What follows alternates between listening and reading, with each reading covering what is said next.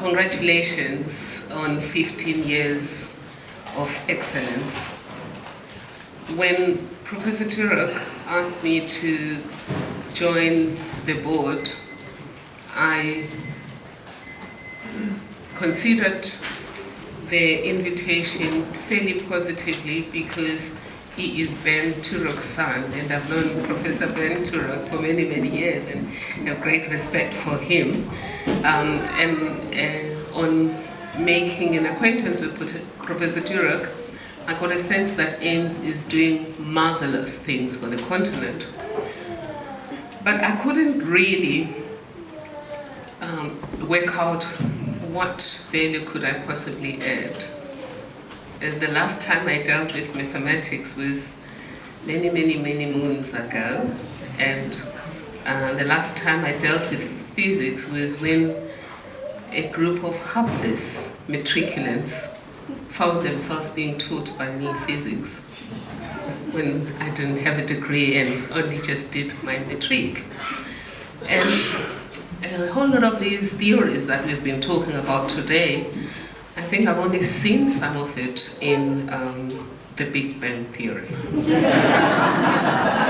And by the way, your director reminds me of Sheldon.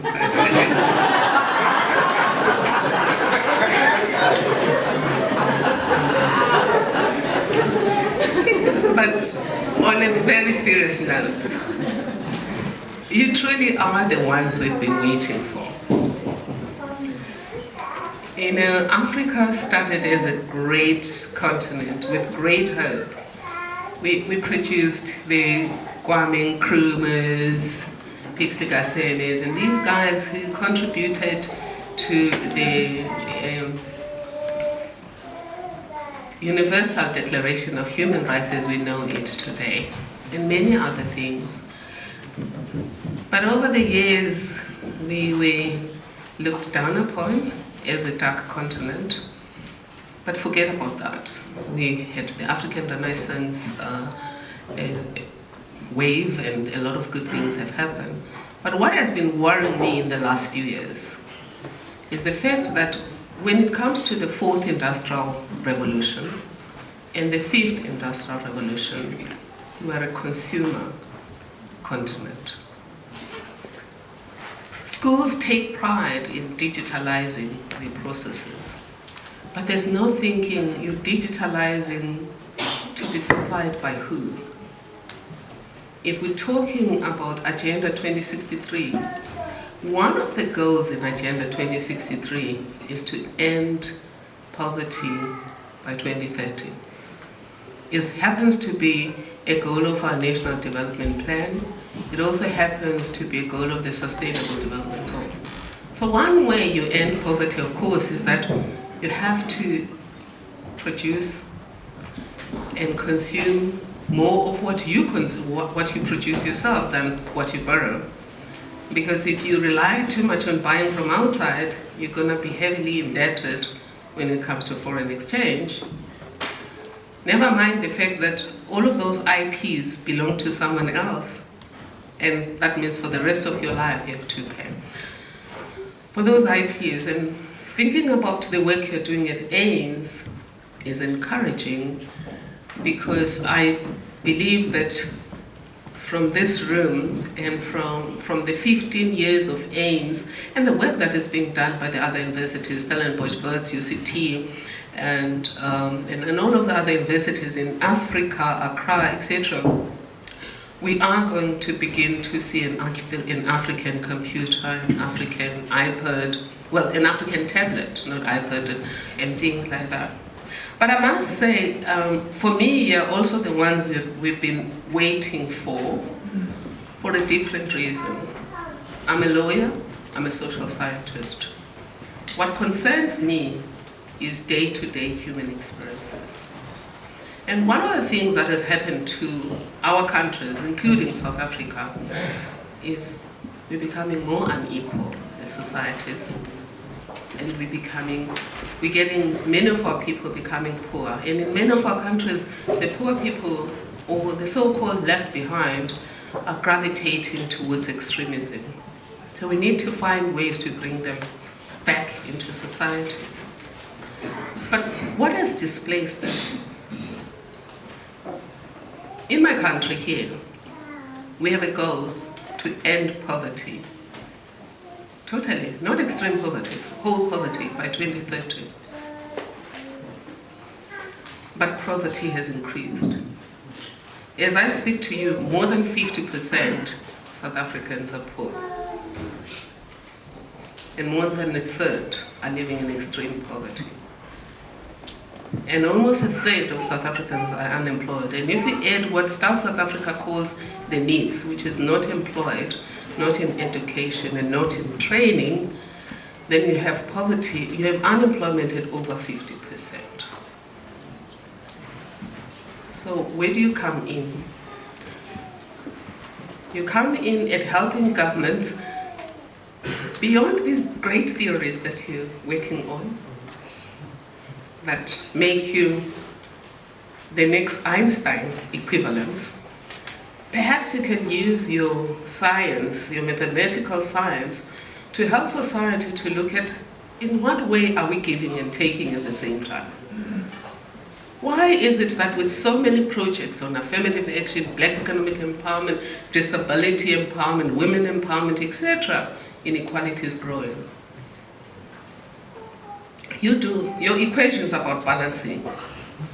So it seems to me that something is not balancing, isn't it? It seems to me that something is taking away. You've got to help us to do that. At Stellenbosch University, we're starting a project that is called an M Plan for Social Justice, something similar to post-World War Marshall Plan. But one element of it is to help policymakers to calculate the social impact of their policies years ahead before they implement. So they've got to sit in their rooms and do a virtual implementation of their policy. What would be the impact on poor people, rural people, women, disabled people, older persons, all different groups? They should do that whilst they're sitting on their desk in 1 year's time, in 5 years' time, in 10 years' time, 15 years' time, 30 years' time, etc. But to do that, we need you, mathematical scientists, to design apps that they can use to do that, to pull together the right data to be used to predict the future. It's not enough for our governments to say, for example, policies such as VAT are not going to harm people. You would want them to place it on the table mathematically and say, in 15 years' time, this will be the impact of VAT. We've tested it, we've seen the future, we've been there virtually, and now we're going to walk it physically. And we would like you guys to help do that. But how are you going to be able to do that? We need you guys to have an Invictus mind. And you already have it. You are here. You have passed. An Invictus mind is a mind that understands that as we're here in 2018, it is the greatest of times, but it's also the most frightening of times. There's so much hope, yet there's also so much fear. There's so many opportunities, yet there's so much uncertainty. The future will belong to those who not only believe in their dreams, but the ones who are prepared to walk into this unknown future, choosing hope over fear. Up until now, you have chosen hope over fear. The very fact that you came into the unknown, did your degrees and you passed. Going forward, we need you, the Invictus generation. The people who are not going to point fingers, government is wrong, industry is wrong, so-and-so is wrong. The ones who are going to say, here am I will solve the problem.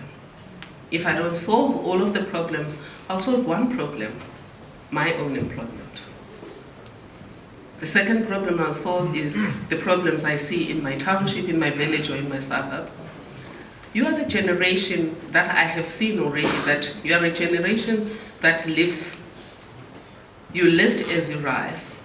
So I'm preaching to the choir, based on statistics. Most of you are millennials here. You are the kind of people that do lift as you rise. So what is my request to you is help us to be leaders in the 4th and 5th Industrial Revolution. But as you do so, I just have only 2 warnings.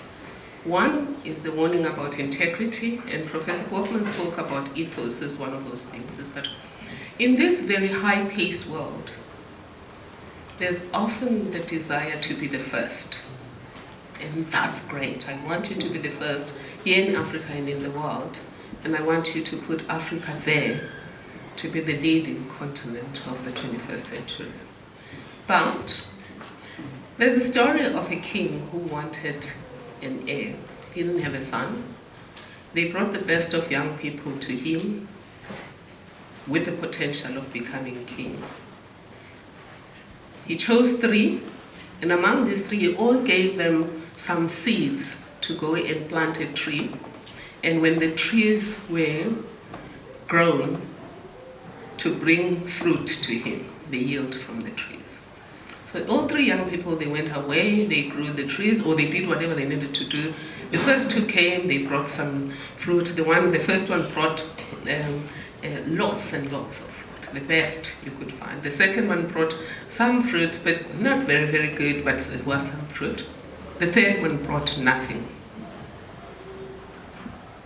And then the king had to choose one of the 3 to be his successor. Who do you think the king chose? The first one. That's the world we've been brought up in. First is important. Agility is important. Not for this king. The king gave the kingship to the 3rd one, the one who brought nothing. It turned out that this test was not about agility. The test was about integrity. The seed was dead. The king, you scientists know better, he must have boiled it or something. So he wanted to make sure that he leaves his kingdom to somebody who's upright. He wanted to leave his kingdom to somebody who doesn't believe that the end justifies the means. Because when people act like that, the clean-up system is more costly than what we gain from what they've brought us.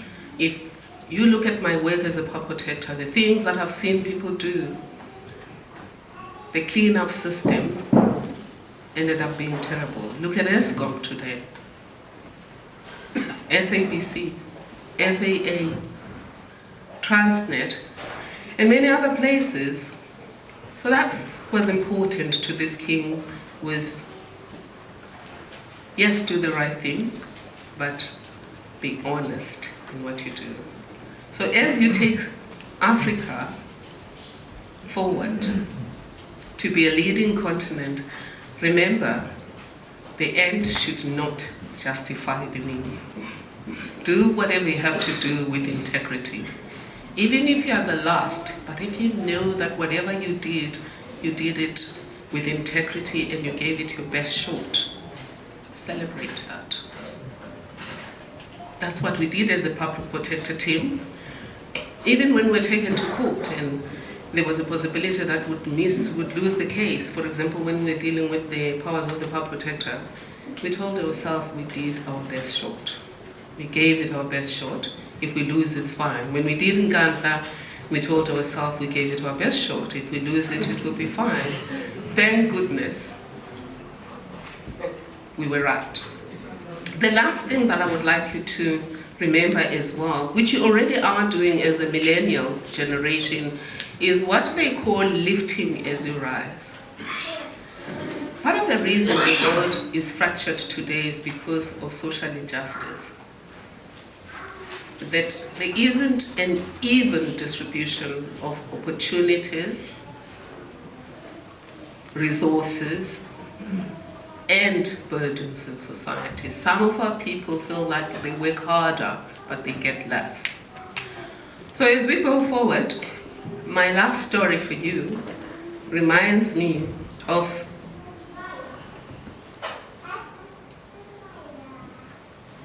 a tortoise that was invited to an event. It wasn't the main person, but it got a lift from the beds to fly over the mountain. So it went in there, and then the feast was laid down. And once the feast was laid down, they asked, whose food is this? And those who were serving said, the food is for all of us. And the tortoise looked around, and then it said, right, my name is all of us. So they let the tortoise eat all the food. But the tortoise needed to still go back home, and it still expected the birds that were hungry to carry it back. And they carried it back. These are fables that were told as children, and somewhere along the way the birds let it fall into pieces, and that's why the tortoise has a patched up shell. So it sounds like a stupid children's fable. But when I grew up, we were never taught ethics in class. We were taught ethics through fables and proverbs. And if you listened to those, you understood that when you do something that is right, you may be slow in seeing success, but when you attain success, it is going to be sustaining. But sometimes people take shortcuts and they rise to the stars, but when they fall below the pale. And these are some of the people that we've ended up investigating. And these are some of the people that lost a lot of the things that they were doing. So thank you for all the work you're doing. Just remember the poem Invictus. You are the master of your own fate, but the fate of Africa and the fate of the world we want to live in lies in your next move, my next move, and our collective moves.